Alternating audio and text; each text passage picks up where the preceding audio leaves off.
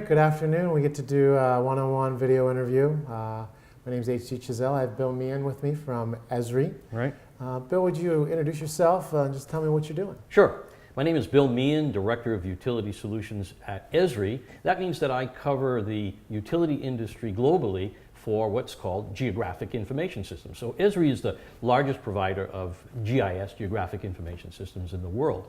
And I basically cover the kind of the domain expertise of GIS for utilities. And the reason why I can do that is because I spent years and years working for a power company in the northeast part of the United States. So I was head of operations for a while and head of engineering. So what I got a chance to do is to kind of look at the workflows, the way people used maps and geography and so forth to run the business. Interesting. Well, that's just where you need to be to start Sure. to see where the opportunities would arise.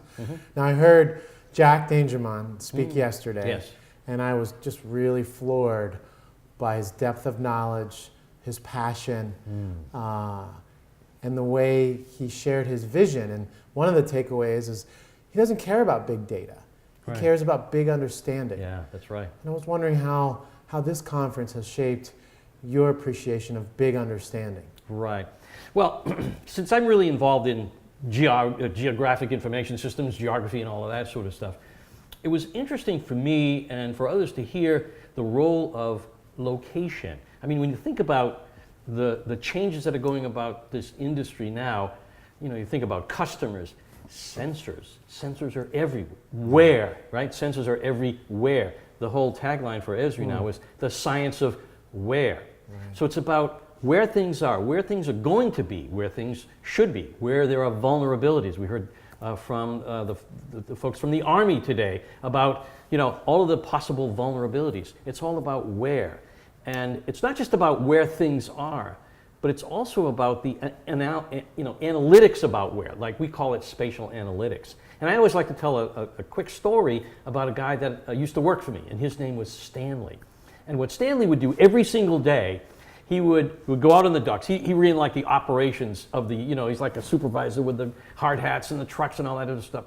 He would go every day and he would say, should I keep crews on overtime or should I send them home? Because in New England, of course, you had weather, it was crazy. Right. And if you sent them home, of course, you could never get them back and so forth. But what he would do is he would organize his data in his mind, and then he would think about where trees needed to be trimmed or where there was maintenance problems. And you know, you heard Ian today talk about all of the vulnerabilities of the network. What he would do is he would organize that data by location, and then he'd make a decision. He'd come and say, I need crews and so forth. But what he was doing was spatial analysis in his head. But then Stanley retired. And then literally all of that data kind of walked out the door with him.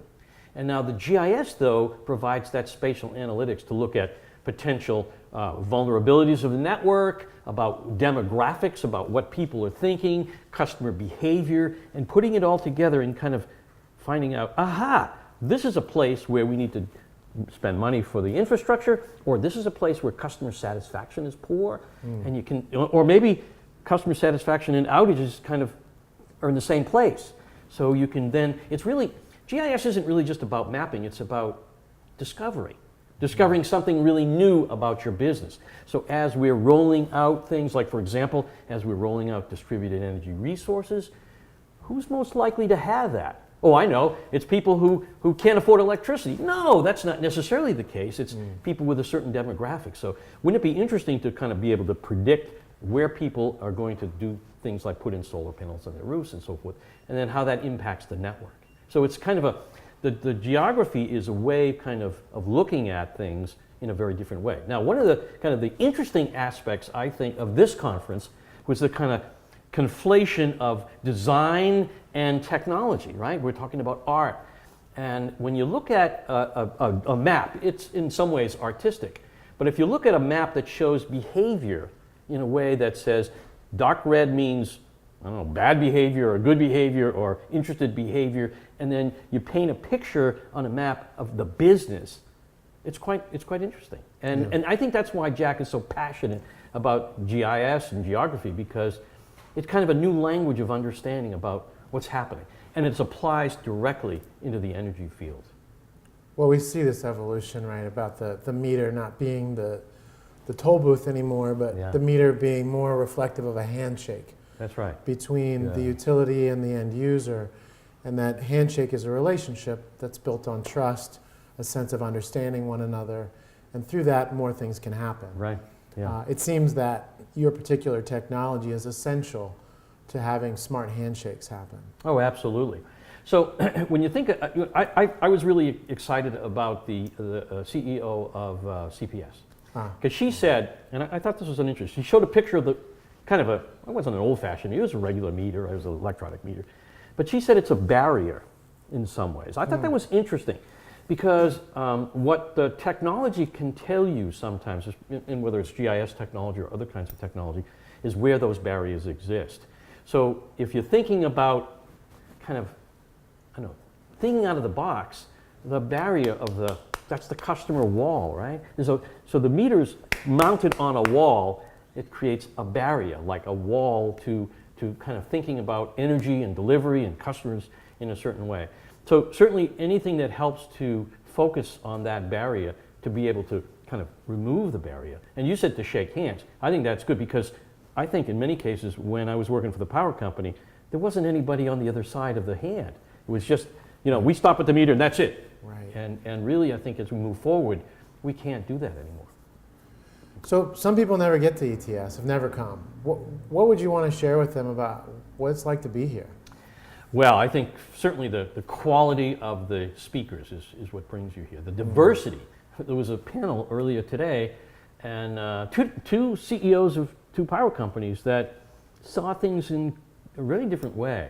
And I think if we all sort of say the same thing and we all kind of have the same opinion and we're all marching in a certain direction, we can forget or we can not see the differences. And I think once we put those obstacles, those barriers to thinking, then we'll probably just do things as we've always done them. So it's a way of looking at things in a brand new sort of way, seeing what the future holds, but then there's the practical aspect as I've got to run my business today, but I also have to look at what the future is going to hold. So I think this is a way of being grounded in the present, but being able to see and what's going to happen in the future. So if you're a person working for a power company or an energy provider or a technology provider like ourselves, this helps us to make sure our product roadmap is in alignment with what's happening in the future, as well as serving the needs of the customers that we have today. And there are many of them here. That's right, many of them are here. Yeah. Well, it's a real pleasure. Well, it's a real pleasure as well. Thanks. Thank you. You take care. Likewise.